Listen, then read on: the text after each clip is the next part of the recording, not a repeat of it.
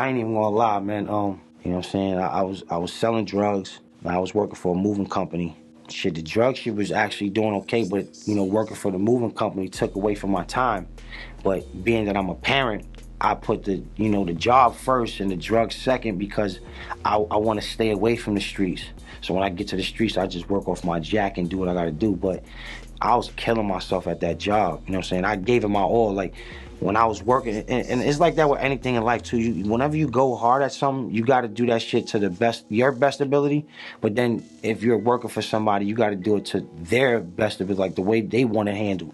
So I was killing myself, waking up at 5 in the morning, going to work, breaking my back for this moving company and shit. You know what I'm saying? It was great pay. I can't lie. You know what I'm saying? It was paying all my bills, and I had bread at the end. You know what I'm saying? And the hustle money. But I smoke a lot of weed, man, and I got fired for, just smoking weed on my breaks and not giving a fuck. But I think that was like the best thing that happened because that's when I started taking the music more serious. You understand? And I was like, this is it right here. Like, fuck it, man. Let me give this a shot. I always sold drugs, whether it was weed or, cocaine. Never crack because I never wanted to destroy the community as far as selling crack or dope. Coke is like a party drug. A motherfucker can function and keep their job. So I would look at it at that. Like, I'm not killing nobody on some, like, taking advantage of them.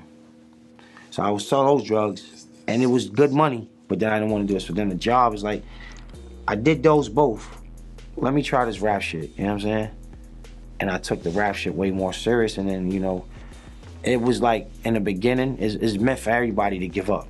You know what I'm saying? Because you're not going to get the results you want. You know what I'm saying? Like, so, that being said, I put Lord Talk 1 up on the digital platforms, and that shit didn't stream shit. You know what I'm saying? I'm like, shit, is this really for me? Like, P said, fucking do it, and here you go, P.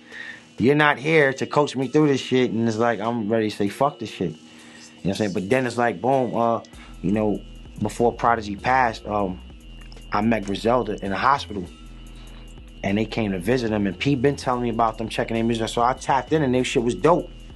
So I'm like, yeah, we're gonna link up, and when I went to the hospital, I met them. So Lord Talk 1 was out.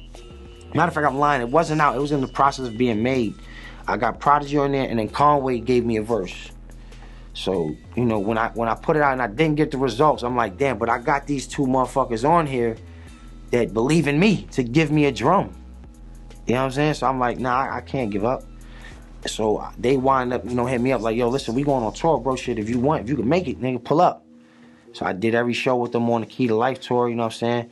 We went to Buffalo, Philly, shit, where else we was at, man? DC, Rochester. We went mad places. We was out here, and I got to perform in the House of Blues. That's when I knew, like, when I saw the crowd that I was performing in front of, and people was actually dapping me up, and while I was performing, and I was like, yo, yeah, this is it. This is for me. You know what I'm saying? This is it right here. I'm gonna take this music shit serious. So I'm not fucking with nothing else, and I'm gonna go hard at it. But still, all in all, like, at that point, it was still meant for me to give up, because it's like, nobody still really, those people were like, oh, Fleet Lord, yeah, he's cool, Prodigy, select a few people, but then nobody still know who the fuck I am. So then, you got, Griselda really believing me and helping me out, like, giving me a platform. You know what I'm saying? Like, yo, Fleet, get your shit. Let your nuts hang, nigga, get busy. And then it's like, all right, bet, shit, I'm gonna go hard with this shit. So it's just like, I put out a project, like, throughout the whole, like, we was on tour, I put out a project. You know what I'm saying? And that one did a little bit better. It's called RNOE, Real Niggas Over Everything. A couple of brothers from my neighborhood that I thought was pushing rap series. I said, yo, fuck it, let's do something, man. Let's show the town that, there's other things besides what we already know. You know what I'm saying? Let's try this music shit. So I got people from different projects in the Lower East Side, and different artists that put them niggas on the same joint. And now you have all their fan bases tapping in, and it just grew. You know what I'm saying? And then I just kept working from there, and then, right now we got Gets Greater Later, and that motherfucker is doing amazing.